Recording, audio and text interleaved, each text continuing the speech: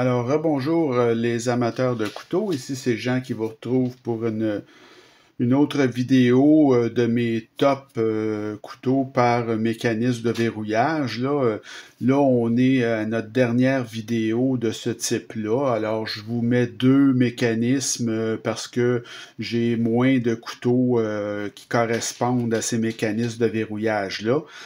Il y a le compression lock, évidemment, qui est l'apanage de Spyderco.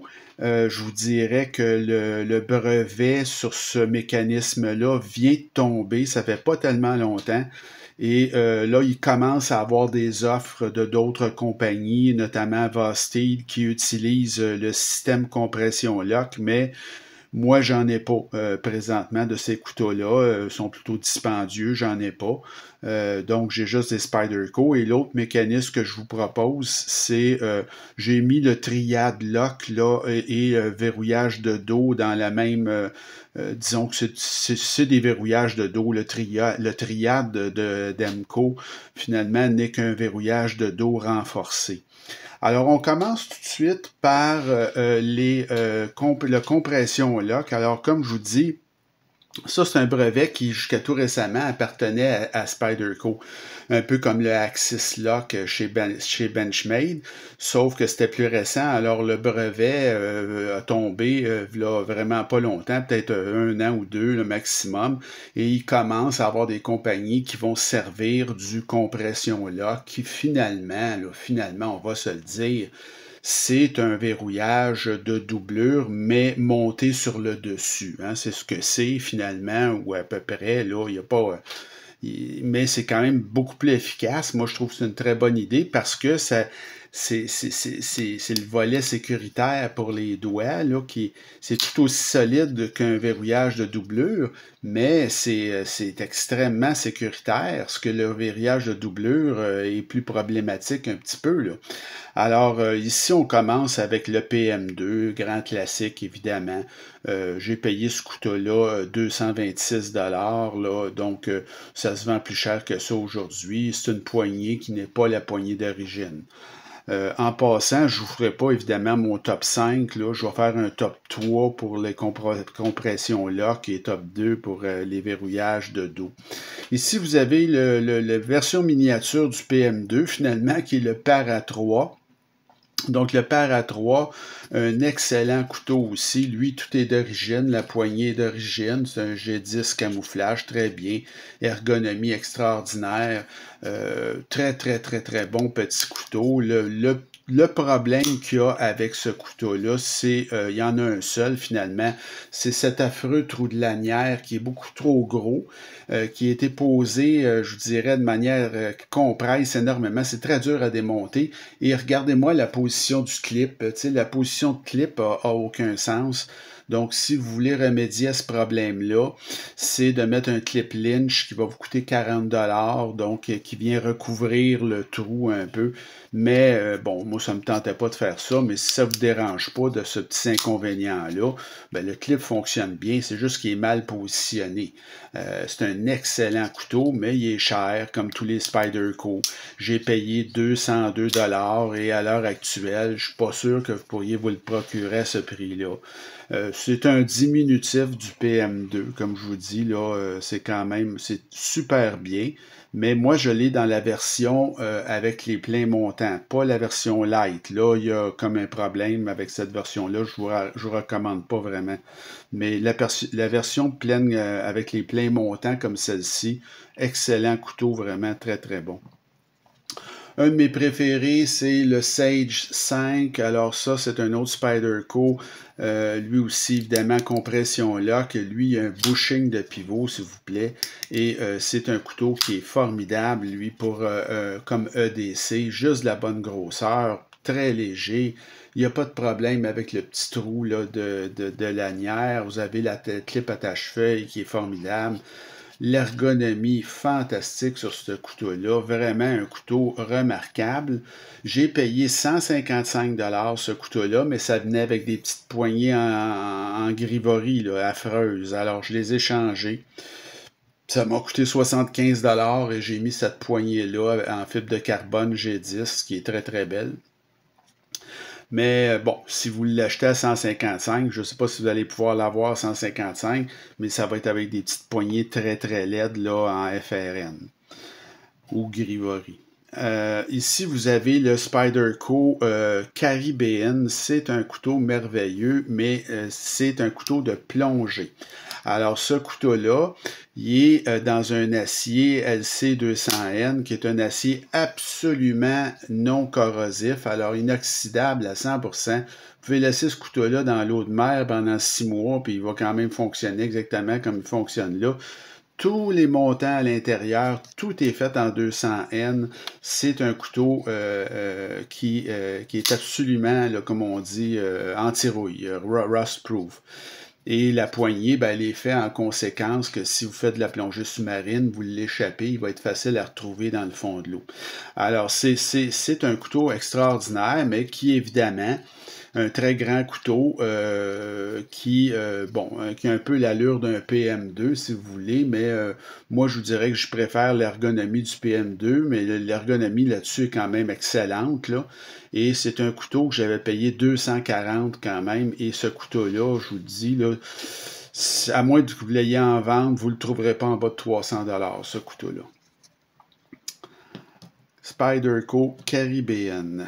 Ici, j'ai inclus le Schmock parce que le Schmock, finalement, Spyderco Schmock, c'est le compression lock, là, mais avec un bouton que Kevin Schmock a décidé de mettre. Et c'est cette formule-là qui semble être adoptée par certains constructeurs comme Vosted depuis que le brevet est tombé. Donc, Vosted, ce qu'ils prennent quand ils font un couteau avec un compression lock, c'est ce modèle-là avec un bouton qui va venir actionner le mécanisme. Alors, ça demeure un compression lock. Alors, le Spyderco Schmock, un excellent couteau très puissant, position avancée, mais un prix déraisonnable à mon avis. J'ai payé 295 pour ce couteau-là. C'est trop cher, donc tout simplement. Et on termine avec le merveilleux Capara, qui est un couteau sensationnel, qui a à peu près pas de défaut, comme je vous ai dit souvent, ce couteau-là. Lui-ci, bushing de pivot, écoutez, c'est vraiment un couteau formidable, mais lui, le manche est en fibre de carbone véritable. Comme je vous dis, léger, ergonomie formidable, un couteau sensationnel, mais très cher. Moi, j'ai payé 309. Et aujourd'hui, ça se détaille 340, ce couteau-là.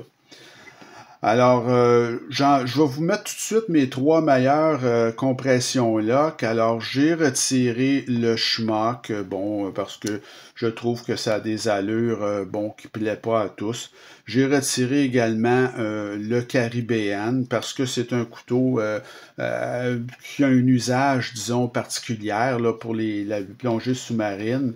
Et j'ai retiré également le Para 3 parce que, c'est un excellent couteau, mais à mon avis, le PM2 est supérieur. Donc, mes 3 gagnants pour la compression lock, c'est ces 3-là.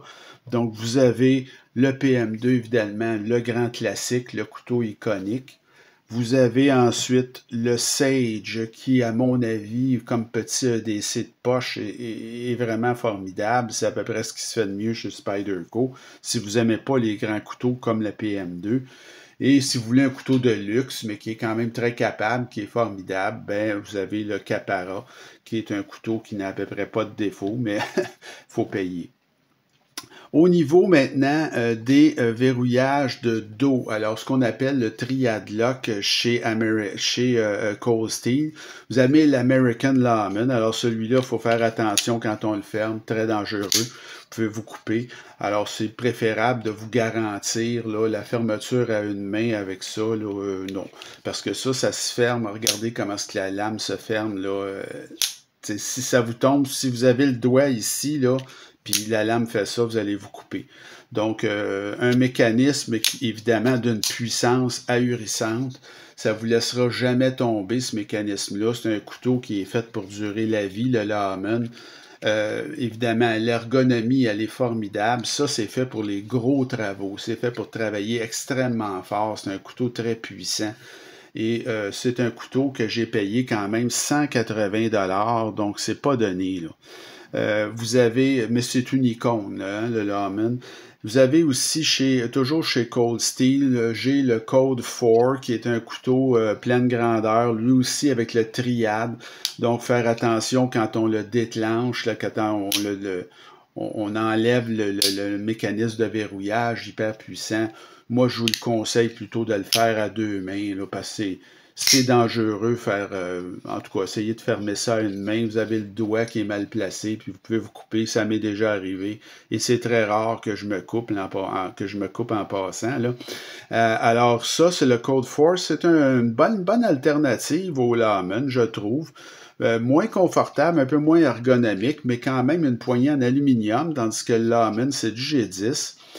Vous n'avez pas la même qualité d'acier, mais c'est quand même très bien, l'acier là-dessus. Et je me rappelle plus exactement qu'est-ce que c'est, là, mais c'est très bon. Et vous avez le même mécanisme de verrouillage, un grand couteau fait travailler très très fort, le Cold Steel Code 4. En passant, le code 4, je l'ai payé 140, celui-là.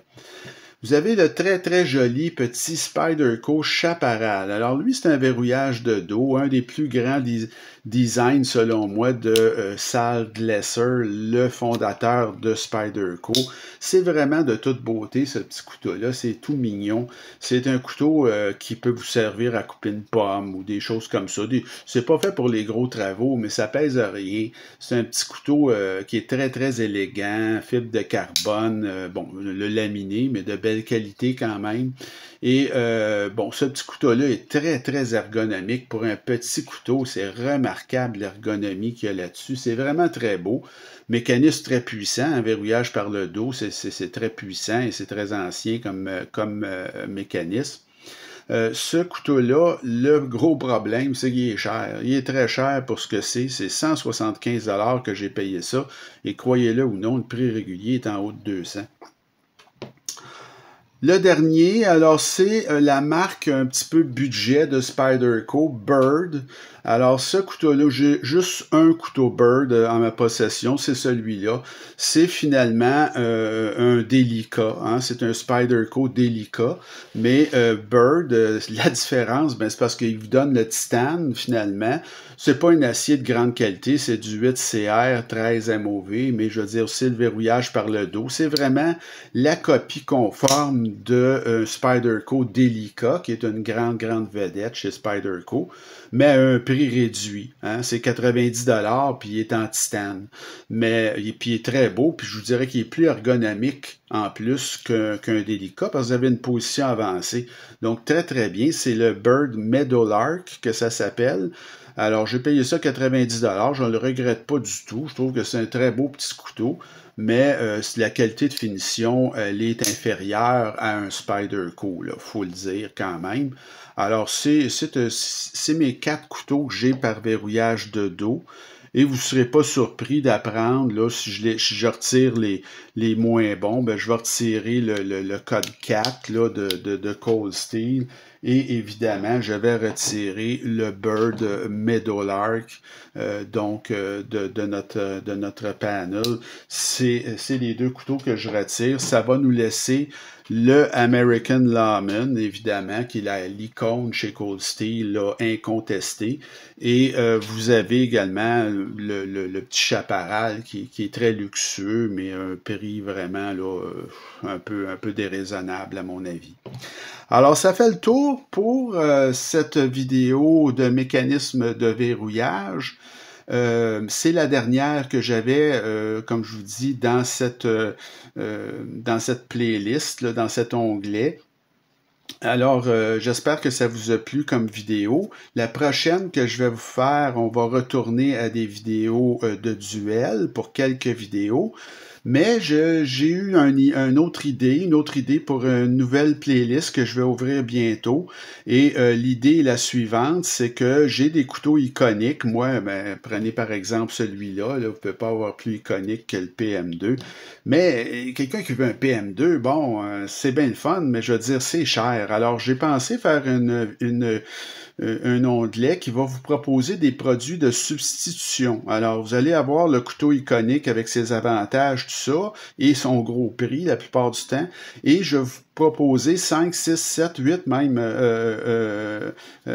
disons, couteaux de substitution, souvent moins chers, et qui vont quand même s'apparenter aux couteaux iconiques, là, avoir la même grandeur, à peu près le même poids, tout ça, mais beaucoup moins cher. Alors, ça rentre dans la mission de cette chaîne là, de vous proposer là, finalement des alternatives moins coûteuses, mais très valables à des couteaux iconiques. Alors, ça sera notre prochaine playlist, si vous voulez, mais entre-temps, ben, on va avoir des vidéos de duel et je vais intégrer également mes nouveaux achats quand je vais en faire là, des vidéos de présentation. Alors sur ce, il me reste à vous souhaiter une bonne fin de journée. Continuez à vous abonner à ma chaîne et à m'écrire et on se retrouve très bientôt. Salut!